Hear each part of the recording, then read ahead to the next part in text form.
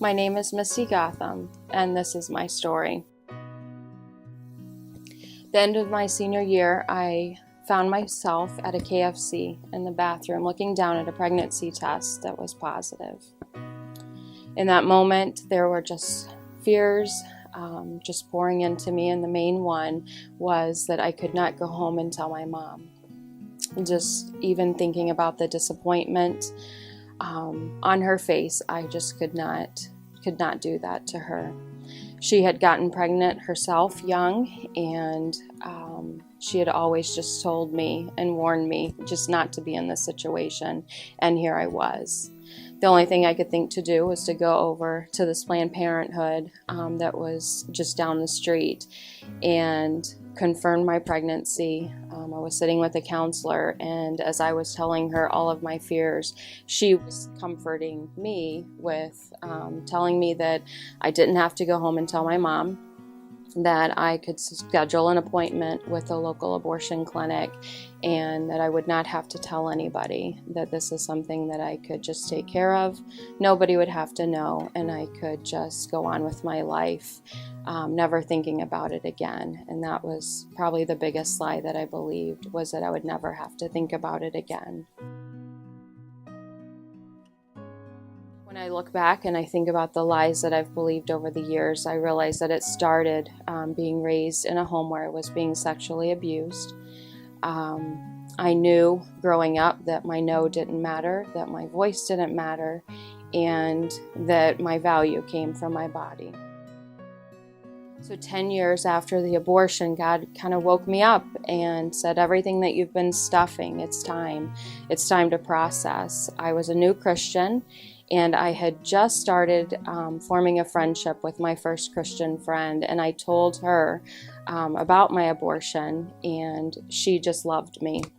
And with her just loving me and all those fears of just thinking that she would judge me if she knew the secrets that I was keeping, that just opened up a door for God to bring healing. And on the actual anniversary, so June 6, 2004, God woke me up that morning and he said, it's time, we're going to deal with this. And the first thing he asked me to do was to tell my mother-in-law.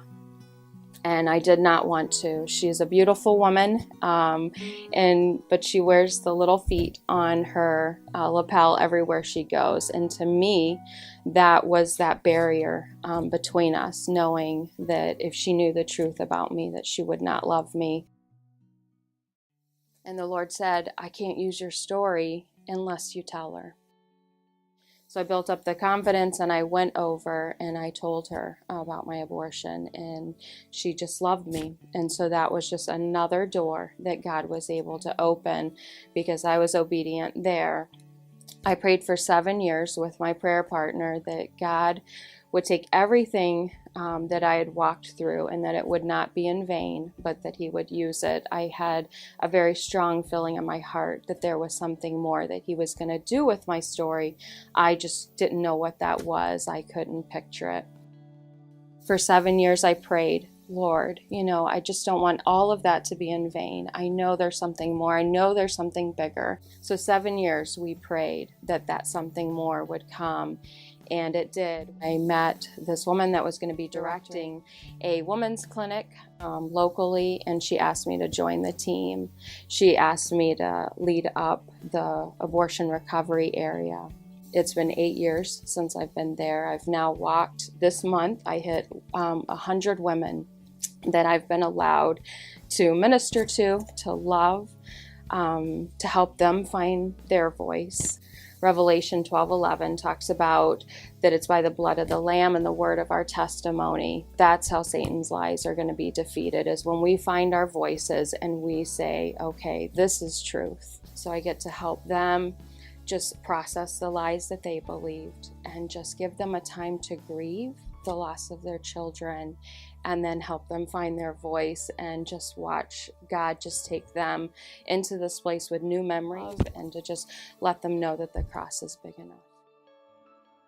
And I believe that we're all called to share our stories, and I believe that's in Isaiah 61, because he's the one equipping us and empowering us. And it says, He has sent me to bind up the brokenhearted, to proclaim freedom for the captives, to release from darkness the prisoners, to proclaim the year of the Lord's favor, the day of vengeance of our God, to comfort those who mourn, to bestow upon her a crown of beauty instead of ashes, the oil of joy instead of mourning, and a garment of praise instead of the spirit of despair. They will be called oaks of righteousness, a planting of the Lord for the display of his splendor. Instead of your shame, you will receive a double portion, and instead of disgrace, you will rejoice in your inheritance. And so you will inherit a double portion in your land, and everlasting joy will be yours. Thank you, Jesus. Thank you, Abba. My name is Misty Gotham, and this is my story.